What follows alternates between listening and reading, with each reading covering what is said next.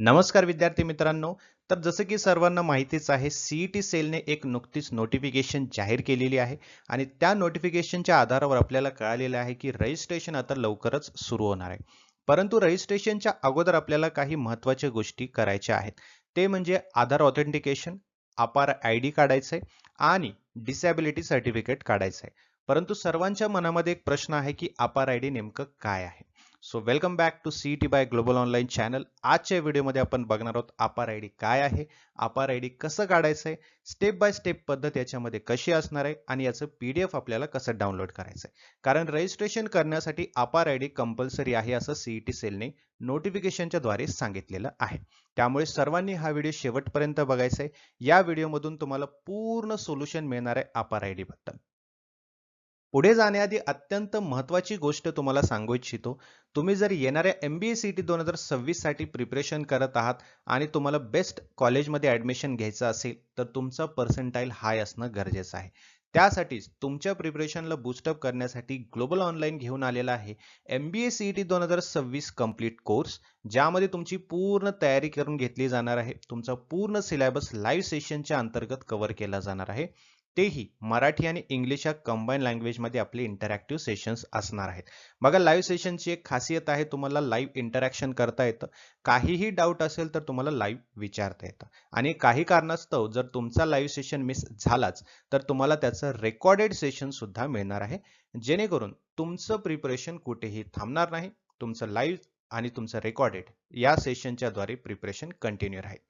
त्यासोबतच तुम्हाला topic wise MCQ सुद्धा मिळणार आहेत, जेणेकरून तुम्हाला प्रत्येक टॉपिकची व्यवस्थितपणे स्टडी करता येईल आणि स्ट्रॉंग करता येईल. फुल सिलेबस नोट सोबत फुल सिलेबस मॉक टेस्ट सुद्धा तुम्हाला प्रोव्हाइड केले जातील, जेणेकरून तुम्हाला एक्झॅक्टली लाईव्ह एक्झामिनेशनचा एक फील येणार आहे. त्यासोबतच नवीन नवीन MCQचं PDF देखील तुम्हाला शेअर केलं जाईल, जेणेकरून तुम्हाला जास्तीत जास्त प्रॅक्टिस करता येईल आणि तुमचा कॉन्फिडन्स बिल्डअप करता येईल. तर आपल्या या कोर्सची बॅच जी आहे, न्यू इयर बॅच 1 जानेवारीपासून सुरू होत आहे. ही बॅच तुम्हाला जॉईन करायची आहे जर तुम्हाला बेस्ट कॉलेजमध्ये MBA करायचं असेल तर. तर या दिलेल्या नंबरवरती व्हॉट्सअप मेसेज करा, आजच मेसेज करा आणि ही बॅच जॉईन करा. किंवा सोप्या पद्धतीमध्ये करायचं असेल तर ग्लोबल ऑनलाईनचं ॲप्लिकेशन डाउनलोड करा. या ॲप्लिकेशनच्या थ्रू सुद्धा तुम्हाला ही बॅच जॉईन करता येईल. बघा, प्ले स्टोअरवरती जायचंय, ग्लोबल ऑनलाईन सर्च करायचं आहे, असं ॲप्लिकेशन तुम्हाला दिसेल. इन्स्टॉल करायचंय, ओपन करायचंय ॲप्लिकेशन. ॲप्लिकेशन ओपन केल्यानंतर तुम्हाला या प्रकारचा डॅशबोर्ड दिसेल.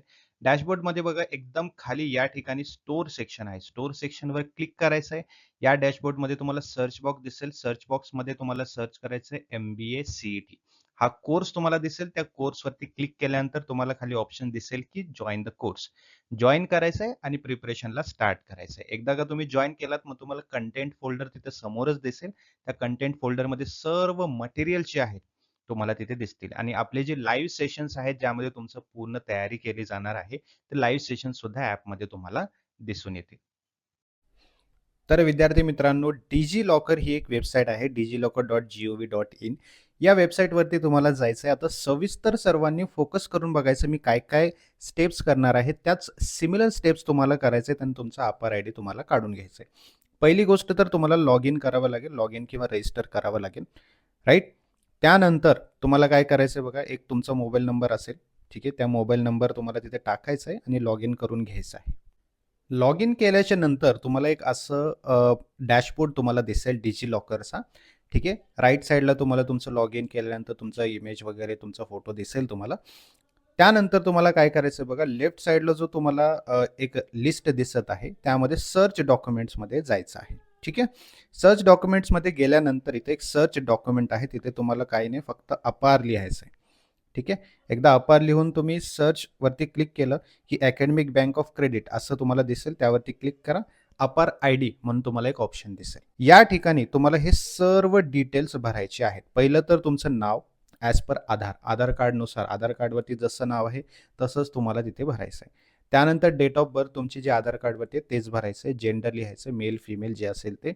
आयडेंटिटी व्हॅल्यू, आता तुम्ही तुमचं आयडेंटिटी कार्ड आहे, तुम्ही जर स्टुडंट असाल, तुमचं ID असेल, है ना, त्या ठिकाणी तुमचा जो नंबर आहे, ID नंबर आहे, तो टाकायचा आहे, ठीक आहे. आयडेंटिटी टाइप पुढे बघा. आयडेंटिटी टाइपमध्ये तुम्हाला असे ऑप्शन्स दिसतील जसं की roll number, registration number, enrolment number, नवीन ॲडमिशन असेल तर.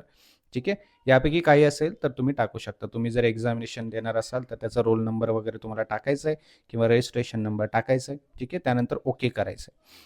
त्यानंतर आयडेंटिटी टाइप झाल्यानंतर ॲडमिशन इयर. ठीक आहे. तुम्ही जर ग्रॅज्युएशनमध्ये असाल तर त्याचं ॲडमिशन इयर काय आहे. ठीक आहे. तुम्ही स्टुडंट असाल तर त्याचं ॲडमिशन इयर काय आहे.